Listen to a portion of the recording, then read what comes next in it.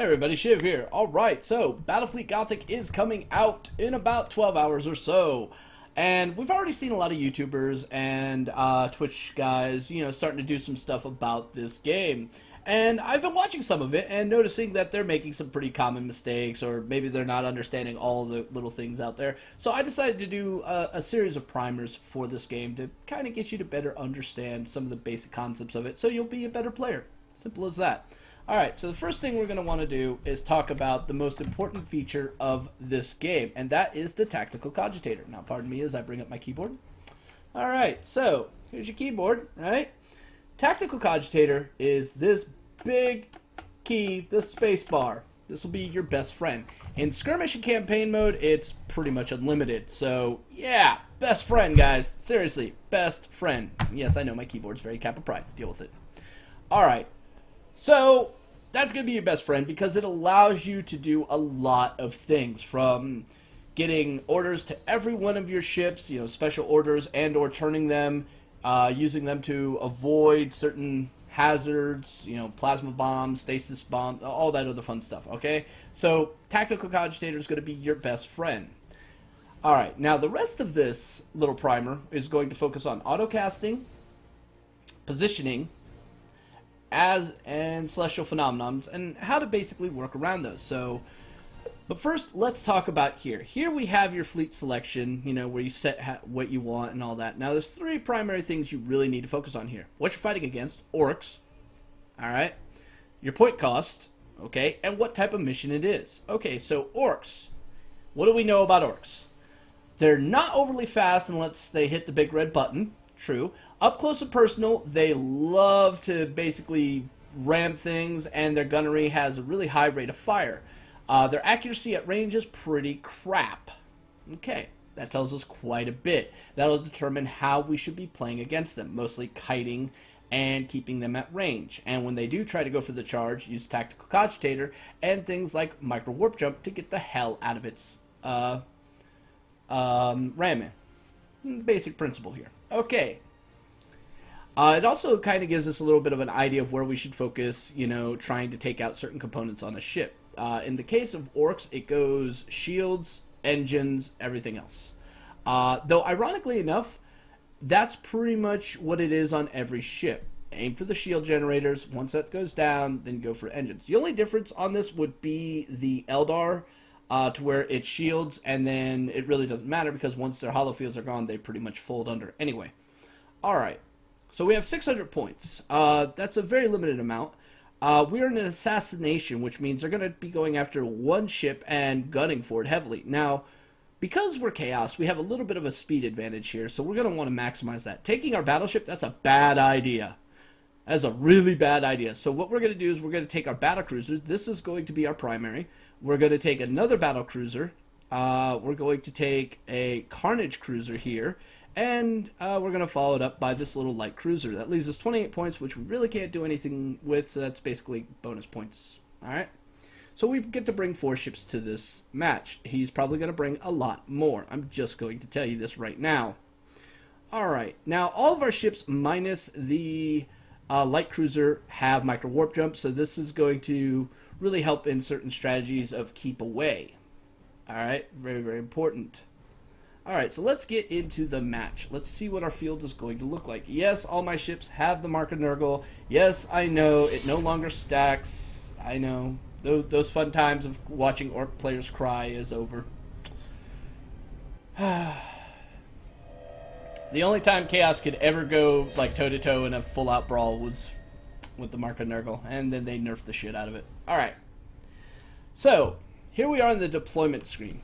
Now, there's one thing I think everybody really needs to focus on that they always seem to forget, and that is the toggle advanced mode. What this does is, as you can see, it shows the outer rings, or the perimeter, of the celestial phenomenons, i.e. the asteroid fields like these, or the gas clouds like these. These are actually quite important. If you know where they are, you know how to avoid around them, or how to position your ship within the outer skirts of them in order to provide some protection. Alright, so our main ship that we really want to worry about is going to be here. Alright, so we're going to put that over here, and we're going to basically build kind of a picket line off towards this side. basic principle of that. Alright, so we're going to group them all together because I like group combat and squadron fighting. Alright, so now there are a couple other things I want to take a look at here. Down here you have your range engagements. Almost all of our ships, actually, all of our ships are broadsiders. And they have a pretty decent range. We're going to set that range at 9K, which means all of our engagements, we're going to try to maintain 9K away from orcs. This puts them at a really big disadvantage. Consider orc accuracy falls off quite dramatically, though not nearly as much as it should. And it pretty much keeps them only using the front guns. Though they do have a couple really nasty front guns, like the Zap, this, that, and the other. They really have to get up close and personal in order for it to be effective. Alright? Now, there's a couple other things here where you got toggle hold fire, you've got toggle focus target. By the way, if you ever play Eldar, this is like the worst thing in the world. It totally fucks up a lot of shit. Now that we have everybody in this nice little group here, we're going to talk about autocast. Now, the most primary autocast that I would always recommend is boarding action. The only time I don't recommend having that as an autocast is during data recovery. Alright? Now, one of the things I've seen a lot of people messing up with is not having this on autocast, and they're relying heavily on Lightning Strike. Yes, Lightning Strike gives you a more 360, but you only get one attack with it. Where the autocast, on the other hand, on the boarding actions, you get 3. Alright? That's always good. Plus, since we're Nurgle, if they're within range to do this boarding action, they're also within range to be eaten alive by our DPS fog that we have. So, always a fun time. Alright, so now looking at the map, this is not a very clear map, and the basic idea here is we just need to survive. Our line ship needs to survive long enough for us to get away, and then we win. Alright, it's not about beating your opponent, but it's about surviving. So let's get into this. Alright. So apparently one of them has looted Nova Cannon. Awesome. Alright, so we're going to go ahead and do this. We're going to use our speed, basically drag them all down here, and we're going to play Ring Around the Rosie with these asteroids. Now, he can see us, that's fine. We have sighted an enemy ship. Alright. Setting course. Forward to the slaughter!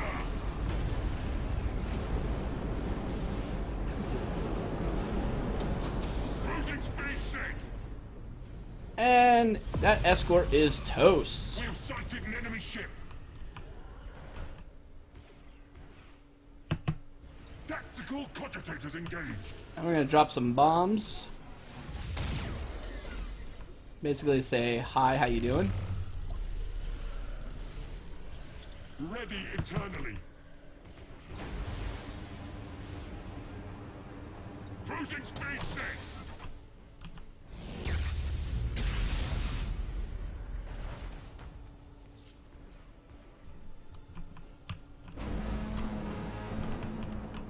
Engines hot.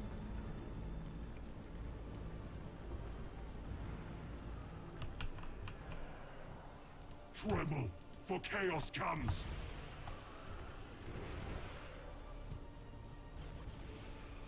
And as you can see, we're just playing keep away, keeping out of his range.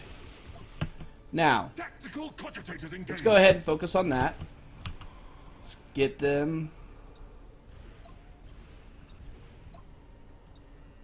Locking weapons.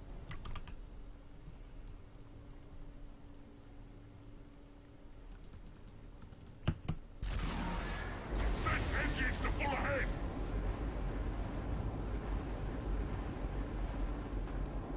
Good timing on that. Moving to those coordinates. For the ruinous powers. Yay, turrets, taking out all those orc bombers.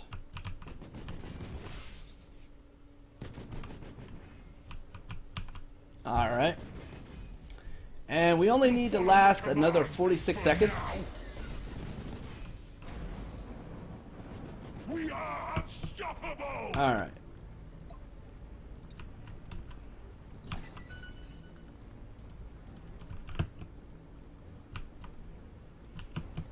Tactical Tactical cogitators engaged!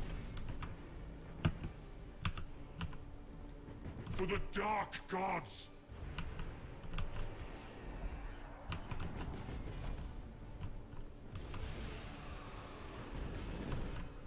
We'll follow your command for now.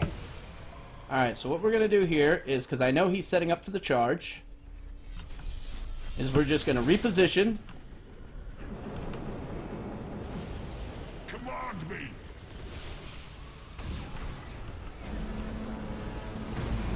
Alright, we got a little bit of a problem there. Tremble, for chaos comes.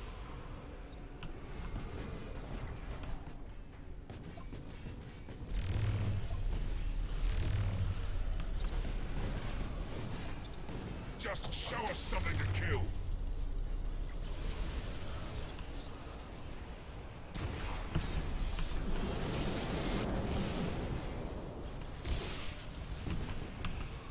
We have sighted an enemy ship. Alright. So he's on fire. We're going to remove that. We're going to start the repair on that. And we got insubordinate captain. Again, guys, you don't have to kill everything. Forward to the slaughter. Just got to make them run. Alright. Tactical cogitators engaged. Put out that fire. Alright. Orders. Cruising speed set. Engines hot. Tactical cogitators engaged.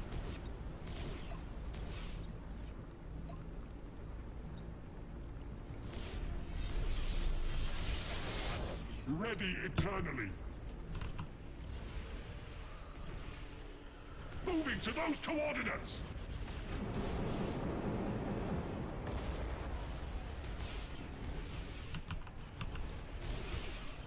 And his deck is destroyed. For the ruinous powers. Setting course. And he'll be getting away. Oh, no he won't. Moving to those coordinates. Alright, now we're going to turn our happy little ass that way. We're going to turn our happy little ass that way. Cruising speed set. And now he's going to be running away.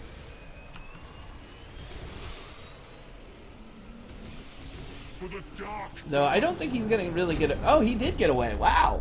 That's impressive.